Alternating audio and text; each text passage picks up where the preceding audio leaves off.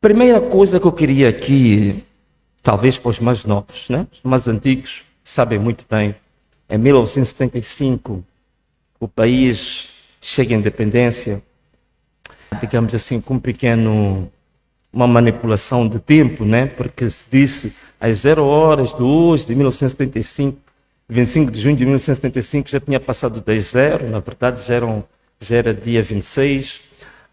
Quando nós alcançamos a independência, todos nós estávamos, digamos, empenhados, esse fulgor que toda a gente tinha pela autodeterminação, pela liberdade, depois de 500 anos de opressão.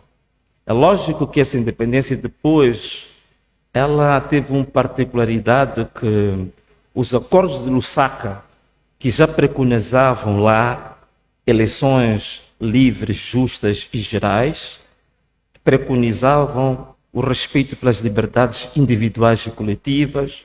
Quando nós, depois deste magnífico discurso, no Estado, já ainda não era Estado da Machado, ainda era o Estado de Salazar, na altura que o discurso foi feito. Então, o partido que governou o país desde o início pegou naquele acordo de Lusaka, rasgou assim, de cima para baixo e da esquerda para a direita, e introduziu o monopartidarismo e depois, em 77, definiu-se como ideologia política comunista. E também vieram outras coisas com isso, não é? Depois, estou a falar disto porque estou a falar dos processos da exclusão política, o processo da exclusão social tem história, não começa de hoje. Portanto, há um ADN que começa exatamente em 75 para a gente reavivar a memória. Logicamente que as pessoas que tinham um pensamento diferente e começaram a aparecer políticos proeminentes na altura, que foram sujeitos aos campos de reeducação, começam os fuzilamentos.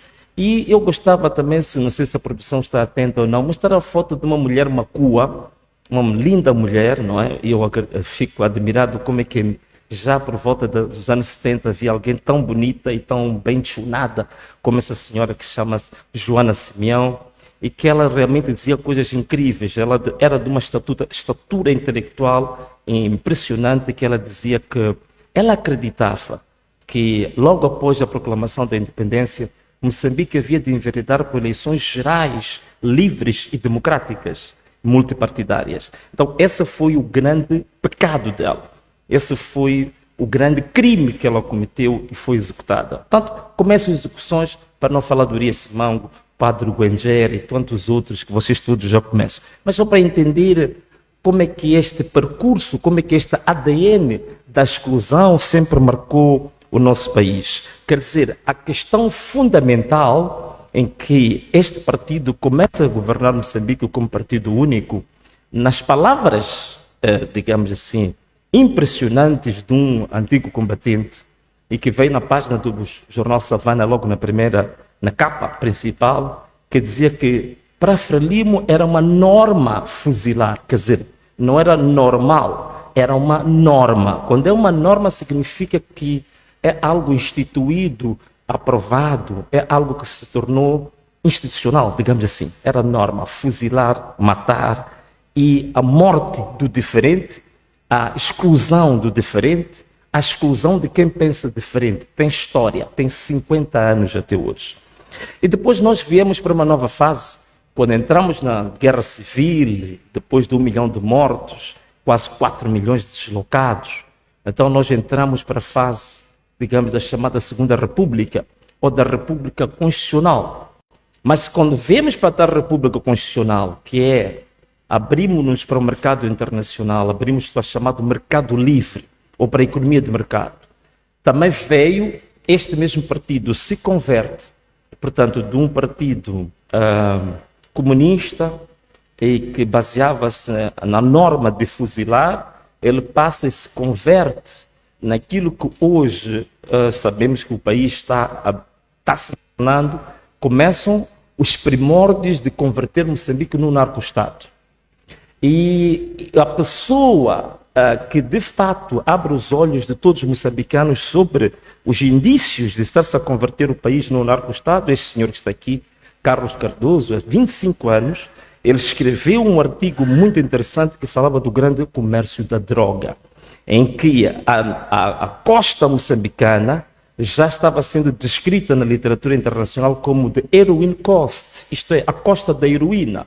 E o pecado daquele senhor que eu vos mostrei também foi esse. Foi o pecado de falar da verdade, de despoletar e mostrar a verdade às pessoas, e o Carlos Cardoso foi assassinado. É nesta mesma altura também que começa a formação dos grandes chamados empresários de sucesso moçambicanos. Começa, digamos, esta chamada burguesia nacional, que curiosamente uma coisa que inicia nessa altura, já o primogênito do presidente na altura, Joaquim Chissano, também esteve envolvido não só com indícios de envolvimento no assassinato de Carlos Cardoso, mas também de toda a falência, bancarrota, roubo que se fez, sobretudo no sistema financeiro, nos bancos. E esta é uma marca interessante do nosso país, é que todos os presidentes, o Chissano, a única exceção é Samora Machel, Chissano, Ebusa e até se calhar o presidente Inhosse, os filhos todos estão de uma forma ou de outra ligados ou interligados com o grande capital. Portanto, sempre ligados a serem empresários de muito sucesso, sem nunca terem tido história familiar nenhuma de gerir uma única barraca. Então, uma coisa engraçada é que todos estes filhos dos dirigentes dos últimos 3 consulados estão sempre ligados ou indícios de droga ou indícios de crime. Então, é isto que também marca um bocadinho o nosso país.